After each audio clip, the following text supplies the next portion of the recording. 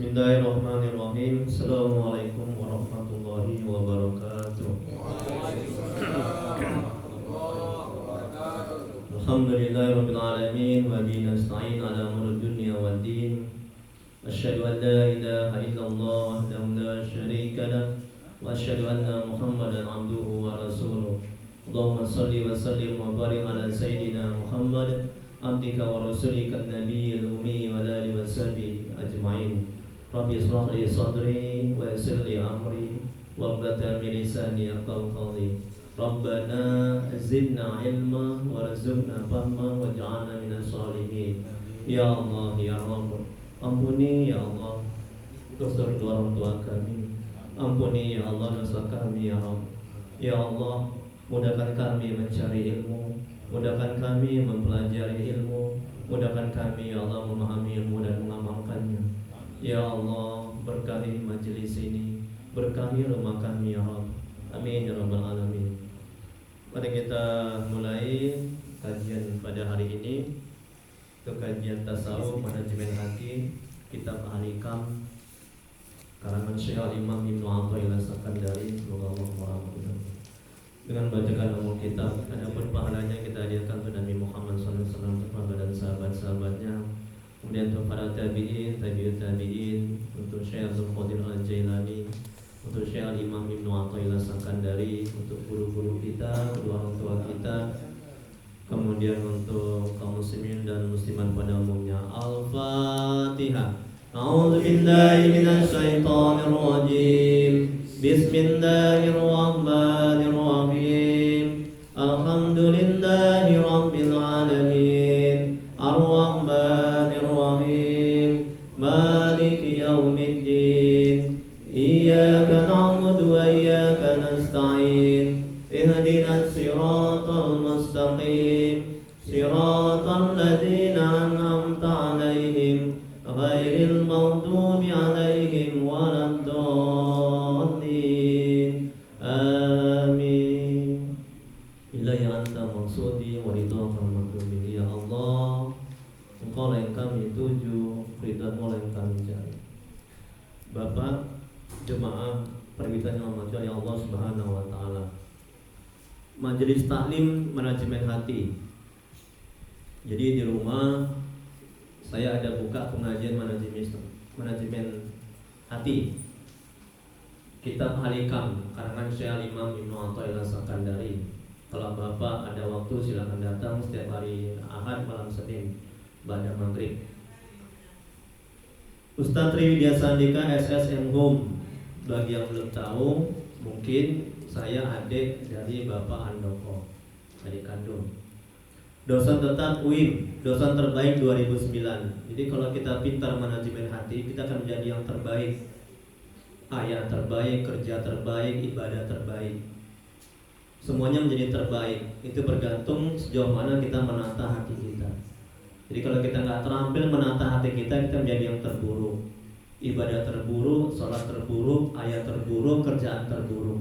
Untuk itu keselamatan kita di dunia dan akhirat bergantung sejauh mana kita terampil menata hati kita. Maka dari itu belajar kitab Al-Hikam. Ini kitab Al-Hikam ini itu kitab yang sangat terkenal dan sangat bagus dan sudah banyak diterjemahkan banyak bahasa dan dipakai di banyak negara dan dipakai di pesantren-pesantren. Pesantren kami di Madura, Jawa Timur, Al-Amin, dan pesantren yang lainnya juga. Ya.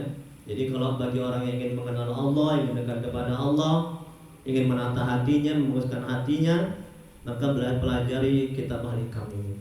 Dan ini induknya kitab tasawuf, induknya kitab tentang hati.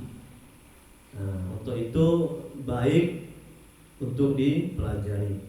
Kemudian Satya Al-Amin Madura mengajar Al-Quran, tasawuf, tauhid, fikih, ruqyah, muhasabah, dan bahasa Inggris. Dan saya juga ada dakwah di Facebook, Instagram, dan juga nih masuk ke YouTube.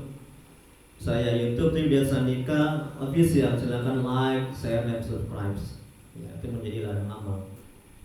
WA, saya juga punya WA group yang tentang manajemen hati, dan situ juga saya memberikan kajian-kajian tentang manajemen hati. Alamat Jalan Ampera 2, nomor 75A, Medan, di samping PRSO. Baik, kita masuk hikmah yang ke-48. Jadi semua hikmahnya itu ada lebih kurang 264 hikmah dalam kitab Al-Hikam.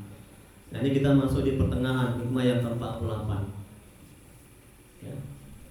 Jadi setiap hikmah itu mengandung ilmu, mengandung amal, mengandung faedah-faedah. Sampai-sampai seorang ulama tasawuf mengatakan kalaulah sholat itu boleh menggunakan bahasa Al-Hikam. Jadi memuji kitab Al-Hikam itu ulama tasawuf. Kalaulah boleh sholat menggunakan bahasa Al-Hikam, maka digunakanlah bahasa Al-Hikam. Kalau boleh, karena saking bagusnya, saking baiknya syair-syairnya, bahasanya. Tapi tidak boleh hanya bahasa, hanya Al-Quran yang boleh. Ini saking bagusnya, ya, saking baiknya dan penuh makna. Baik, kita masuk hikmah yang ke-48. Syekh Imam Ibnu Athaillah Sakandari, semoga Allah merahmati dan meridainya. Nanti dibuka sesi tanya jawab lebih kurang 5 menit. Kita ada yang nggak paham, ya. Beliau mengatakan tidak ada amal ibadah yang lebih diharapkan. Sebelum kita masuk ini, saya juga ada mengisi kajian rutin di Masjid Istiqomah, Jalan Kapten Sumarsono. Silakan datang. Itu hari Ahad subuh, dan jalan dan Masjid Al-Fajar rutin hari Sabtu pada sholat subuh juga. Silakan datang. Jadi kewajiban saya menyampaikan, ya, kewajiban saya kajian manajemen hati juga, kita Al-Hikam juga. Baik, hikmah 48. Syekh Imam Ibnu Athaillah Sakandari, semoga Allah merahmati dan meridainya. Beliau mengatakan tidak ada amal ibadah yang lebih diharapkan, lebih diterima Allah daripada amal ibadah yang gaib dari engkau menyaksikannya dan hina di sisi engkau adanya amal ibadah itu. Kalau kita baca hikmahnya pasti kita nggak paham, kita nggak ngerti. Untuk itu kalau dibeli kitab Al-Hikam di toko-toko buku, jangan dipelajari sendiri, ya, nanti bingung. Jadi salah praktik yang salah memahami. Jadi mesti ada gurunya, ya. Kita lihat penjelasannya. Amal ibadah yang lebih bisa diterima adalah tidak memandang daya dan kekuatan dalam beramal dan menganggap amal itu kecil dalam pandangannya. Tengok itu kata Al-Imam.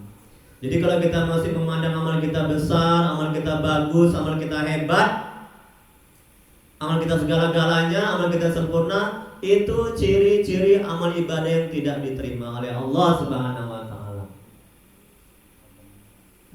Ya. Jadi jangan menganggap amal kita itu besar. Kalau kita menganggap amal kita besar, Allah melihat amal kita itu kecil, menganggap amal kita kecil dan hina. Tapi kalau kita menganggap amal kita itu kecil dan hina, Allah memandang, Allah menganggap amal kita itu besar. Kemudian berikutnya, dan tidak bersandar dan berharap dan bergantung pada amal untuk kepentingan duniawi dan ukhrawi. Tengok nih kata Al-Imam. Ciri-ciri amal ibadah yang diterima apalagi tidak bersandar bergantung kepada amal ibadah kita. Oh, aku sudah sholat tahajud tiap malam, makbullah doaku ini, diterimalah sholatku ini. Nah, ketika berdoa, ya Allah beri aku rezeki, tapi hati akal pikirannya, ini manajemen hatinya. Tapi hati akal pikirannya bergantung bersandar kepada amal tahajudnya, kepada amal sedekahnya.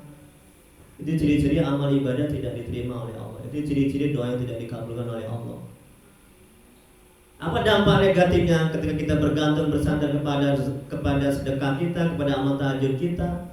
Ketika doa kita tidak terkabul, kita akan kecewa, kita akan putus asa. Capek aku Ustaz, udah sering aku tahajud, udah banyak sedekahku, tapi nggak dikabulkan oleh Allah. Curhat, Ustaz, aku sakit berbulan-bulan, aku berdoa kepada Allah, udah nangis aku Ustaz, tapi tidak dikabulkan. Ini ciri-ciri orang yang bergantung bersandar kepada amal ibadahnya, amal tahajudnya. Akhirnya dia kecewa. Jadi bagaimana manajemen hatinya agar hati ini tidak kecewa, putus asa dan stres ketika doa kita belum dikabulkan atau tidak dikabulkan. Nah, manajemen hatinya jangan bergantung bersandar kepada amal ibadah kita. Ini kata Al-Imam. yang lebih bisa diterima, tidak memandang, tidak bergantung. Kemudian apalagi serta hati pun memandang bahwa amalmu masih jauh dari kesempurnaan untuk layak bisa diterima oleh Allah Subhanahu wa taala. Masih jauh. Kita masuk surga bukan karena amal ibadah kita, ya kan Pak? Itu karena apa Pak? Karena apa Pak? Karena rahmat Allah. Jadi apa yang mesti kita banggakan, kita hebatkan, ya? Amal ibadah kita ini yang pas-pasan jauh dari kesempurnaan. Termasuk Nabi, karena rahmat Allah masuk surga, bukan karena amal ibadahnya. Jadi sekali lagi ini kata iman, jangan merasa sempurna. Orang yang sudah merasa sempurna, sudah merasa baik, ini manajemen hatinya, dia tidak akan tergerak hati untuk perbaiki amal ibadahnya. Dia akan sombong, angkuh, ujub, merasa apa yang dia lakukan itu kemampuan dia dan daya upaya dia. Wah, inilah amal ibadah yang tidak terangkat oleh ke Allah, kepada Allah. Kalau campakkan amal ibadah kita.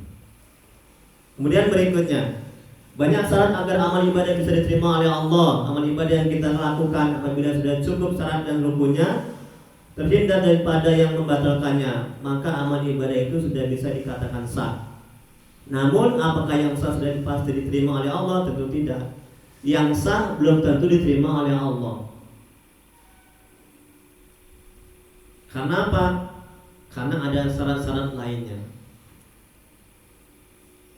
Kemudian berikutnya, untuk bisa diterima oleh Allah, amal ibadah memerlukan syarat-syarat yang lainnya. Tolong perhatikan Pak, agar kita beramal ibadah tidak sia-sia. Ustaz, saya sholat tiap hari, tapi kok maksiat jalan terus? Ya Allah. Ustaz, saya sholat tiap hari, tapi kok saya korupsi? Ustaz, saya mau bunuh diri. Ustaz, tolong Ustaz. Ibu-ibu curhat. Lama jadi ustaz banyak yang curhat. Ini akibat dia bergantung, bersandar kepada amal ibadahnya. Akhirnya ketika dia jatuh ke dalam maksiat dan dosa, dia tidak bangkit untuk bertobat. Ya. Dia terpuruk terus. Ya, kita lihat ini. Untuk bisa diterima oleh Allah, amal ibadah merupakan syarat-syarat yang lainnya. Di antara dari sekian syarat agar amal ibadah diterima oleh Allah, maka syarat yang paling diharapkan untuk bisa diterima ada dua hal. Ada dua hal syarat-syarat amal ibadah untuk bisa diterima oleh Allah Subhanahu wa taala. Yang pertama, kita memandang dan menyaksikan amal ibadah yang kita kerjakan merupakan taufik. Tengok itu. Bukan karena kehebatan kita, kemampuan kita, daya upaya kita bisa beramal ibadah. Bukan. Harus diingat, ada di hikmah yang lain itu dijelaskan. Ya, mentauhidkan, tauhid af'al, mengesahkan perbuatan Allah. Pada hakikatnya apa yang kita lakukan perbuatan Allah. Apa yang mesti kita banggakan? Apa yang mesti kita harapkan? Ini taufik. Apa taufik? Bimbingan Allah yang mengantarkan seorang hamba langsung pada hakikat kebaikan. Jadi kita bisa wirid ini itu karena dibimbing oleh Allah, dituntun oleh Allah, diarahkan oleh Allah, digerakkan oleh Allah hati kita. Kalau enggak, kita nggak bisa sampai ke rumah Pak Handoko. Betul Pak? Itu harus disadari. Kalau enggak, kita akan timbul ujub, merasa hebat, merasa mulia. Oh, aku lah wirid hebat malam Jumat. Tahu apa? Main gaplek. Mandang orang sebelah mata.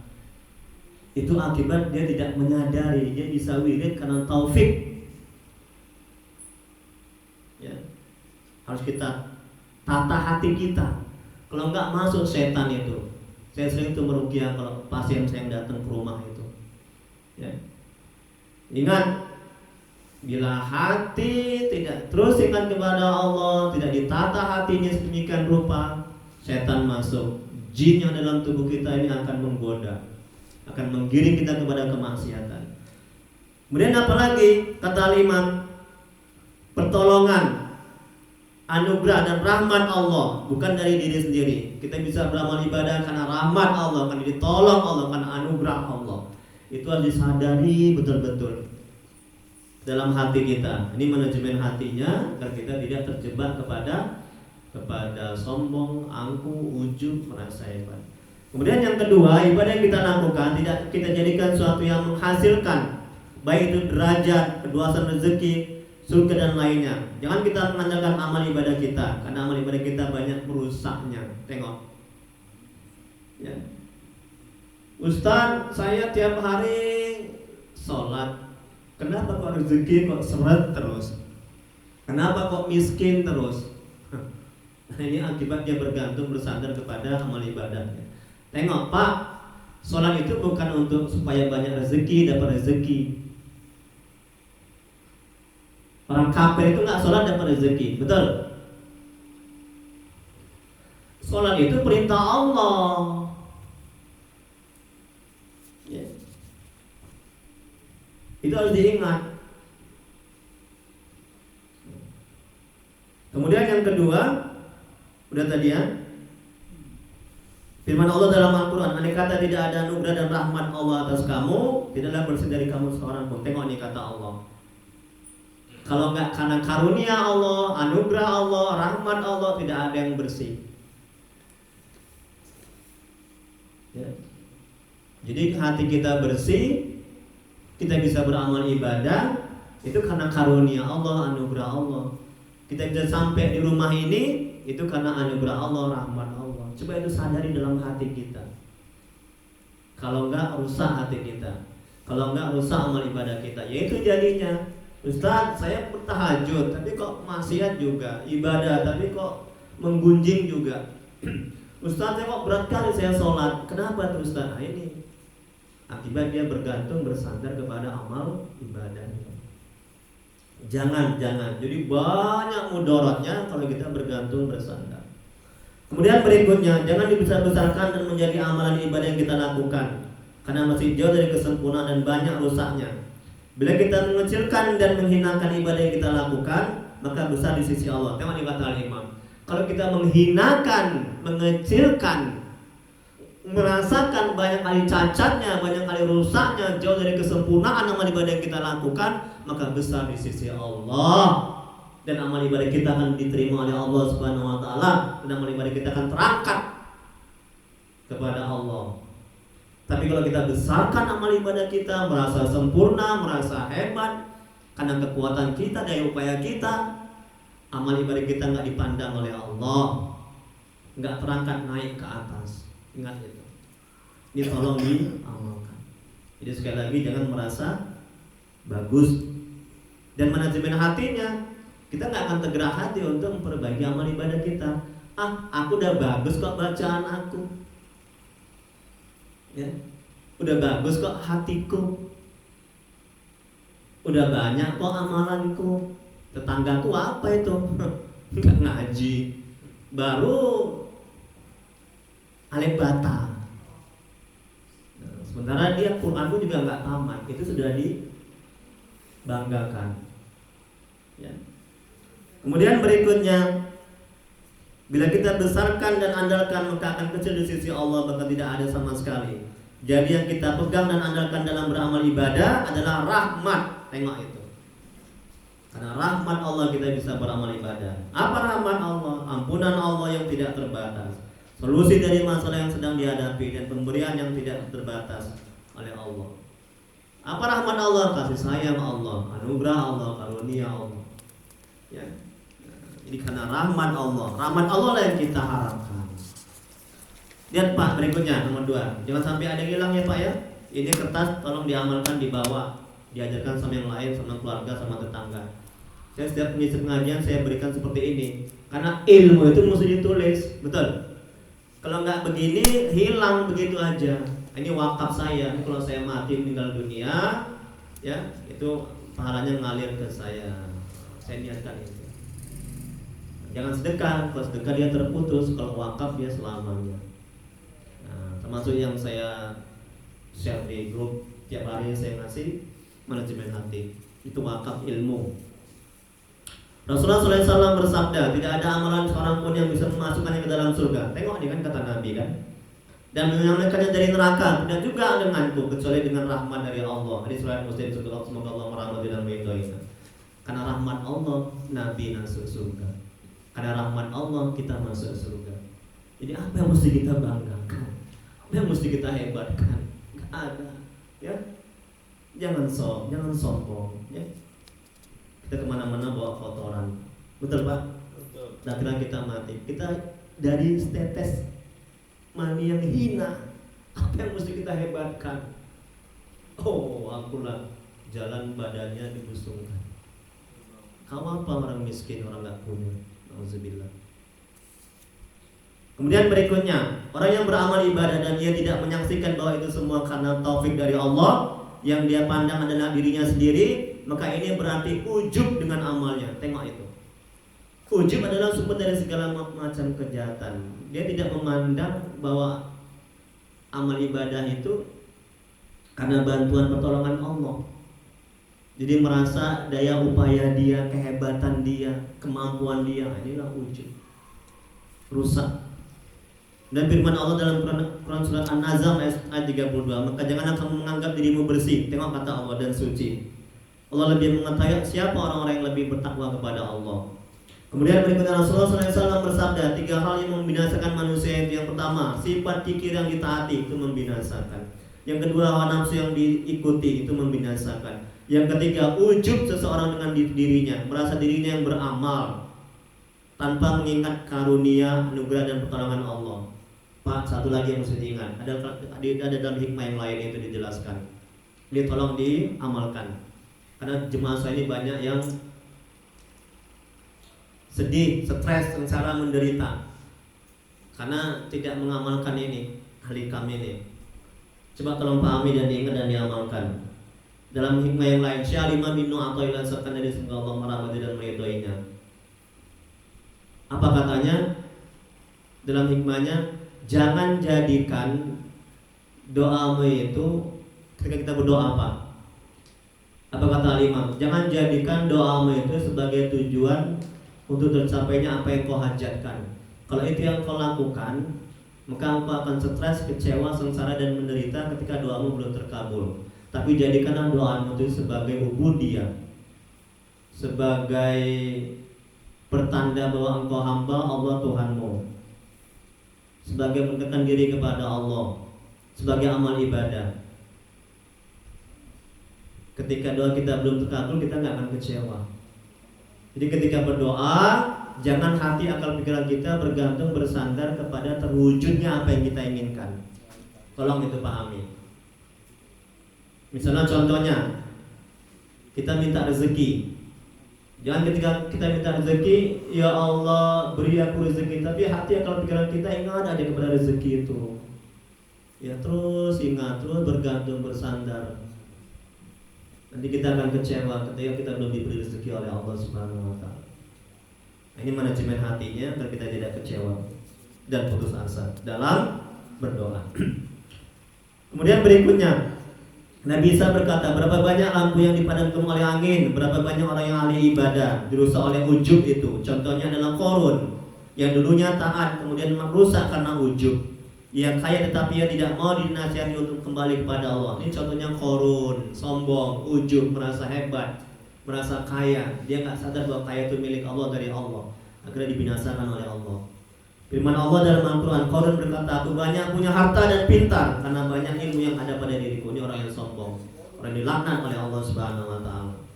Kemudian berikutnya, ia tidak tahu bahwa yang memberikan itu semua adalah Allah. Ia hanya menyandarkan pada dirinya sendiri dan menentang Nabi Musa. Kemudian Allah tenggelamkan semua hartanya ke dalam bumi.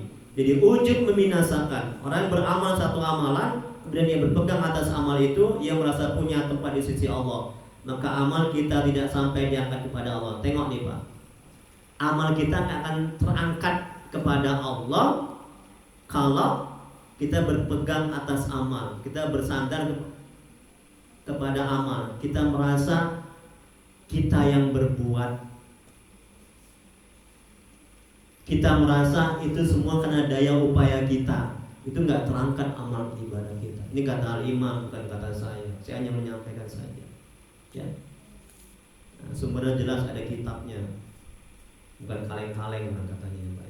Bukan kaleng-kaleng. Bukan hanya berkompor-kompor, hanya ngaji pakai kitab. Ya. Kemudian berikutnya Rasulullah SAW bersabda, ibadah orang yang mempunyai tempat dan ini kan kata Nabi, tengok nih. Ditambah lagi dalilnya, hadis Nabi.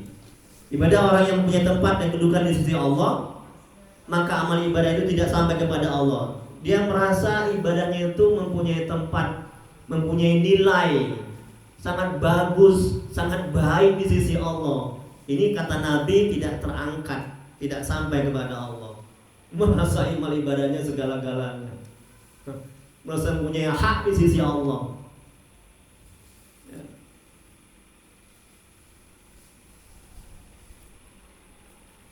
Dalam hikmah yang lain dijelaskan, cukuplah diterimanya amal ibadah yang kau lakukan. Bagaimana bisa engkau meminta yang bukan kau lakukan? Itu kata al-imam. Bagaimana bisa engkau meminta yang bukan kau lakukan? Pada dasarnya, pada hakikatnya amal ibadah kita itu adalah perbuatan Allah. Pada hakikatnya ciptaan Allah. Tapi ingat, bukan Allah yang sholat. Jangan bilang begitu, itu gak benar. Tetap kita yang sholat. Untuk mendekati paham, kalau ada wayang dan dalang, wayangnya diterbangkan oleh dalang, kita bilang yang terbang itu dalang atau wayang? Tolong jawab Pak. Ya kenapa?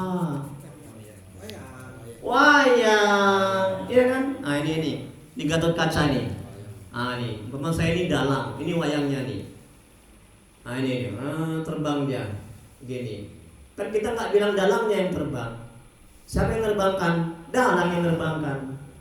Tapi yang terbang kan wayang. Nah, begitu juga yang sholat bukan Allah. Kita bilang pula ada orang bunuh. Oh itu Allah yang bunuh. Jangan salah kaprah. Ya. Jadi belajar lagi tauhid, namanya tauhid af'al, mengesahkan perbuatan Allah. Itu akidah Ahlussunnah wal Jamaah. Ini kita Ahlussunnah wal Jamaah kan? Ya, belajar tasawuf supaya nggak sia-sia amal ibadah kita, supaya nggak rusak. Ini udah masa-masanya nih Pak. Ya, udah umur sekian ini, ya perbanyaklah tasawuf, ya perbanyak. Supaya lebih tenang hidup ini, masya Allah. Ada duit nggak ada duit tenang, jual beli istri tenang, ada kerjaan tenang, banyak utang tenang. Iya, tentang hati ini, demi Allah tenang hati kita. Dikejar-kejar utang tenang, nggak ada makanan untuk dimakan tenang. Macam mana kita mau tenang? Kita nggak tahu tentang hati, betul kan Pak?